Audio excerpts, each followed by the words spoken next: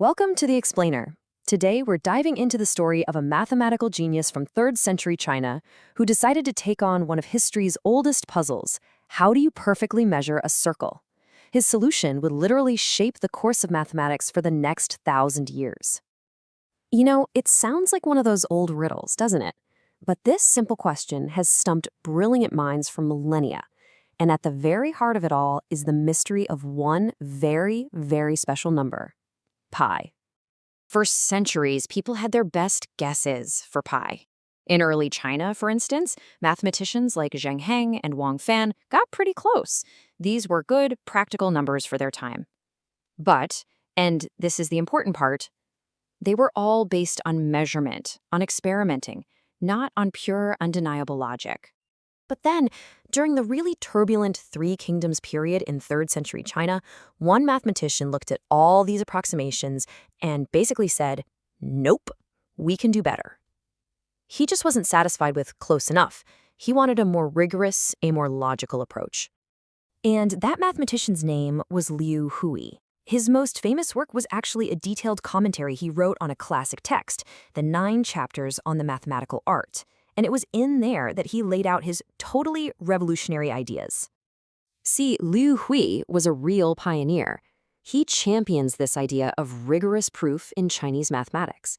He wanted to help transform it from just a practical tool, for building stuff and counting things, into a true science built on a foundation of logic. Okay, so you've got this guy who is all about logic. How on earth does he apply that to the seemingly impossible problem of measuring a perfect circle? His idea, which he lays out right here, was just brilliant. He basically said, don't even try to measure the curve itself. That's the impossible part. Instead, trap it.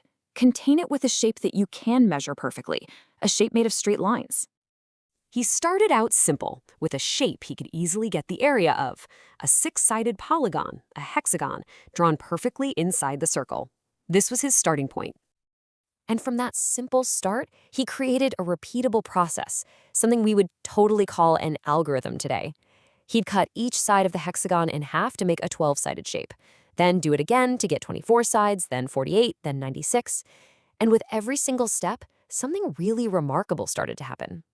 With each step, the polygon starts to hug the circle tighter and tighter. That little bit of leftover area, the error, which you see there in red, it just keeps shrinking, getting closer and closer to zero. It's kind of like trying to build a perfect circle out of Legos, right? The smaller the bricks you use, the rounder and more perfect your final shape is going to be. So the theory is elegant. It's beautiful. But now came the really hard part.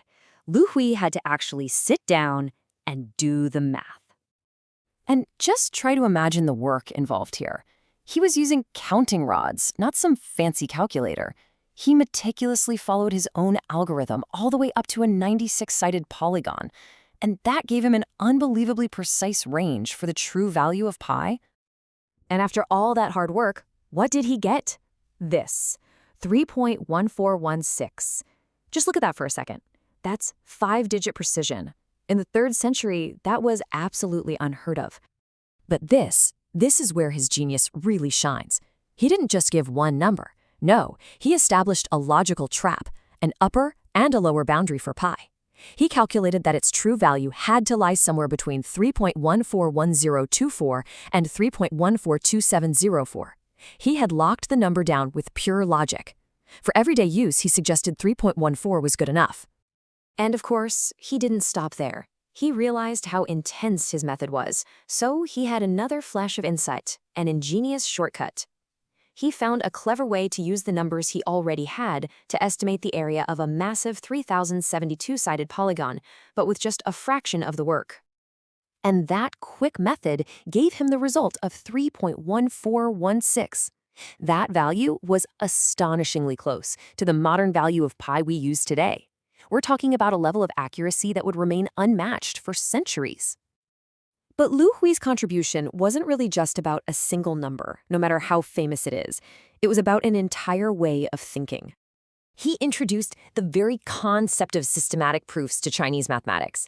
He wrote these detailed commentaries that didn't just give you the answers, they explained the step-by-step algorithms to get there. He even wrote a whole separate book about practical surveying.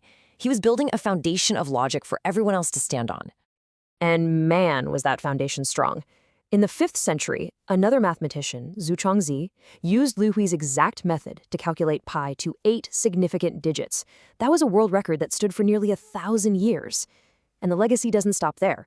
The core concept he pioneered, using these iterative algorithms to get closer and closer to a perfect answer, is fundamental to how our modern computers work today. So here's the crucial point. Liu Hui's true legacy was shifting the entire focus of mathematics. He showed the world that it wasn't just about finding the right answer, but about proving with undeniable logic why it's the right answer. The story of Liu Hui just proves that genius can be found anywhere at any time. And it really makes you wonder, doesn't it? What other incredible stories of human ingenuity are just out there waiting to be rediscovered?